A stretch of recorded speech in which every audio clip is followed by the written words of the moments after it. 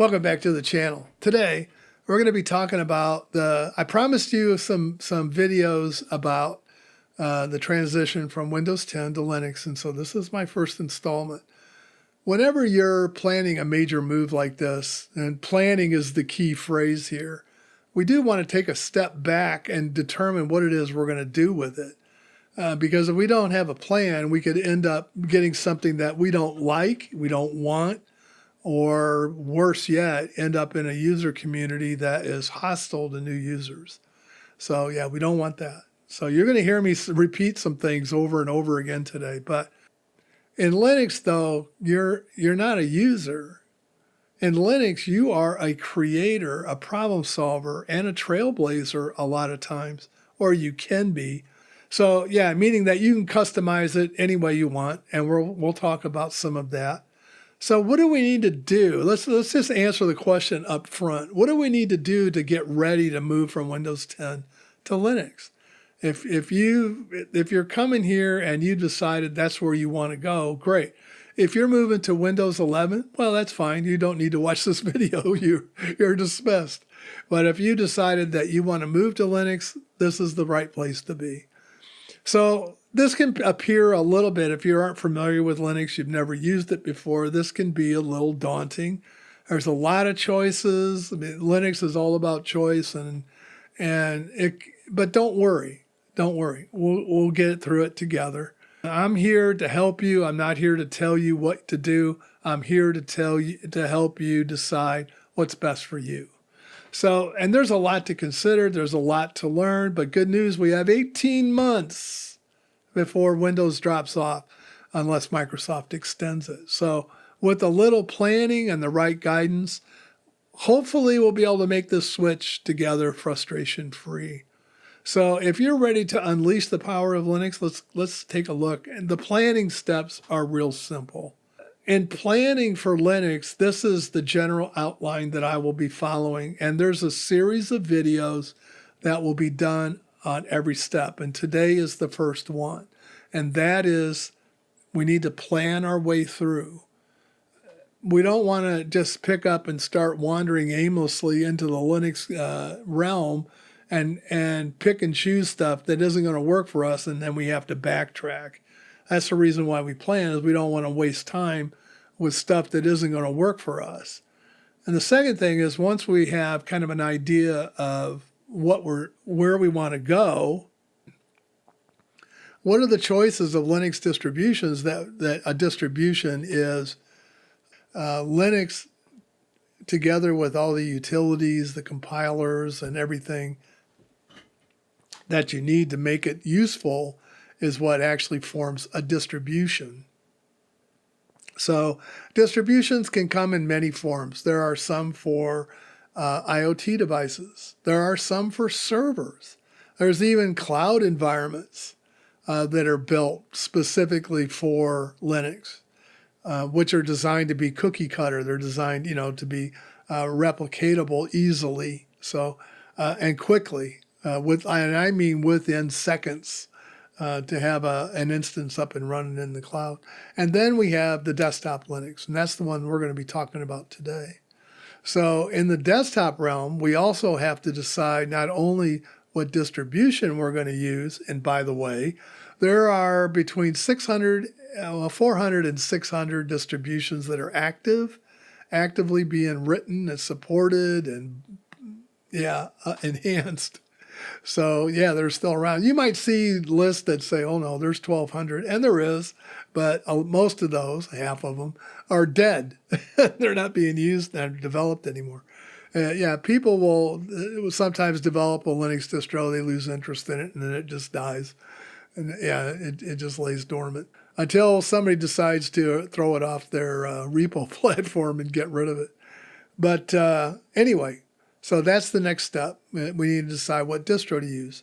Why is that important to do first? Because that determines what applications are curated already for you and available to you. Plus, it also, in a lot of instances, determines what choices of desktop environments you have.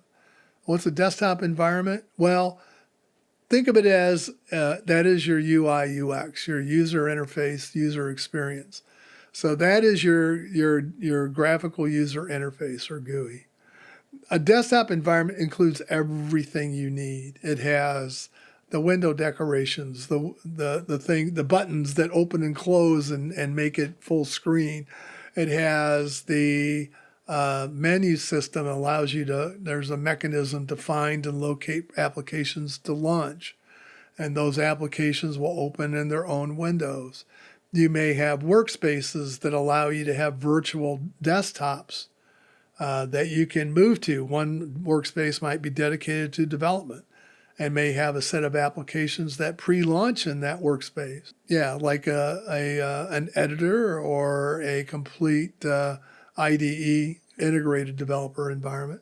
Anyway, you can dedicate those workspaces for those kinds of tools. It also depends on, it also narrows down the type of desktop environments that you have choices to use. There's also Windows managers or window managers. Window managers if you load one of them up, they don't actually do anything. They might have some limited functionality, but you might find, wait a minute, this is just a black screen. What is this doing? Those are designed to build up your user interface yourself from ground zero. You configure a bunch of applications that handle your menus and your status bars and how the window decorations work, whether the windows are tiling or whether they're stacked. You have all these different decisions that you can make and control, and you can make it look like anything you want. They take more time and they take some expertise on how things work.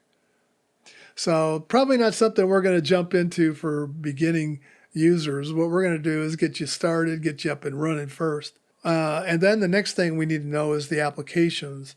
And the applications that we need are dependent upon what applications you're using now under Windows. So as I had mentioned in my last video, there is Wine. And Wine is not an emulator. So it is a translator that will you can take a Windows app, install it, or push it over or copy it over to Linux and run it. And it will use the Windows APIs. It'll convert them as it runs to Linux APIs and allow it to run. Not everything runs, and they have a database that explains how to put your application on, how to configure it as best you can. There are add-ons like Proton, which is from Steam, that helps you run games. There's Lutris, which allows you to do a little bit more than Proton does, and in fact, it will also install games from other repos. Then there's Bottles, and Bottles is like a package manager for Wine. In Wine, sometimes you have to figure out what all your dependencies are before your application will work. Well, Bottles takes all that work out of your way. If it's an application that's in their database, when you install it, it installs all the dependencies with it. So you're able to run your application without having to do a whole bunch of extra troubleshooting work to get it to go. And we'll talk about that. Then the next step, we need to be able to determine where we're going to store everything. Well, my suggestion is always home, your home directory. Keep everything in your home directory. The reason for that is it just makes it a heck of a lot easier to move all your stuff to a new distribution in case the one you chose last year isn't the one you really want to continue to use anymore. You've learned more. You know what Linux is capable of doing, and you saw another distro you liked better, so you can migrate over to it easily. The last thing is being able to back up and restore. So, and then finally, what are the troubleshooting tips? What are the things that'll help you if you get stuck with something? Where do you go to get the information you need? And I'll probably starting with the next video, start a list of places that I know that I use that are newbie friendly or new people friendly. I don't like the word newbie. You're not newbies. You're experienced computer users. You're just not familiar with Linux, and maybe you are. What is your homework? Think about how you use your computer, whether it's a daily basis. What do you do weekly? Is there anything that happens monthly for you?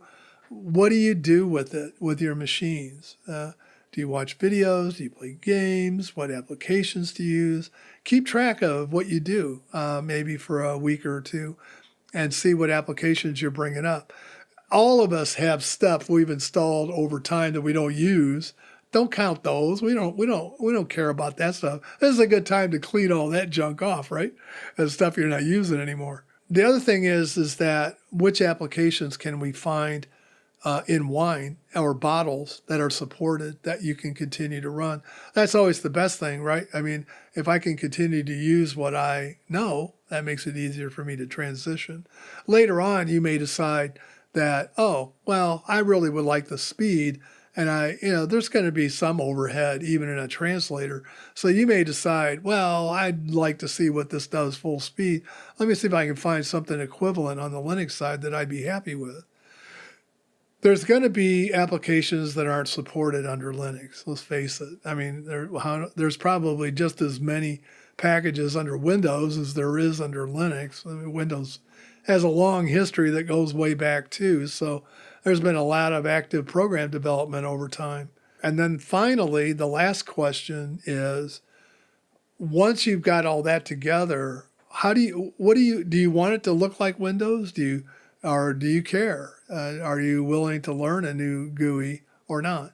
A lot of times, going to a new GUI could be just a step beyond where you want to go. So generally, I would recommend that you stay with something that's familiar, at least to start with. I mean, it's going to be different enough. You don't need to make your life so difficult that you don't even know where to find the file manager or what the file manager, how it even works.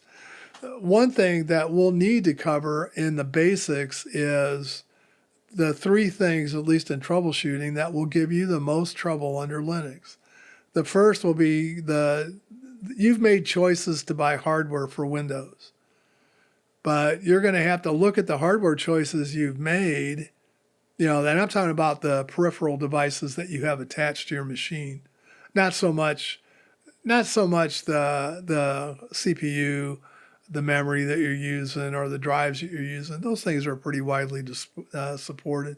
It'll be things like Wi-Fi cards, network cards, graphics cards, things like that, where you may or may not run into issues with it. The other one is that permissions will be another one that will bite you in the butt. In fact, I remember 90% of the problems on Unix were because somebody set the permissions wrong. And that is so true. And that's true of Linux as well. So it's possible that permissions can come in and get you. The third one is filling up a file system. If you have gone through and you have set up file systems or partitions that are fixed in size, and you've got nowhere to grow, then you could run out of space on a file system, and that could bite you as well down the road. So we're going to cover ways to address that so that you avoid some of those pitfalls as well. That's all I had. This is a real simple thing. Make a list of what you do. Make a list of what applications you use, and you might want to wait. Add to that list every day until you've made sure you've gotten everything. If you just happen to know which ones you use all the time, great, that's fine. But there might be something that pops up that you only use like on occasion to do stuff. And then we'll talk about the rest later. So with that, that's your homework. It's pretty easy. Let's just get some planning in place. So that'll help you understand where you're going. I hope to see you in the next video, and thanks for watching, and bye for now.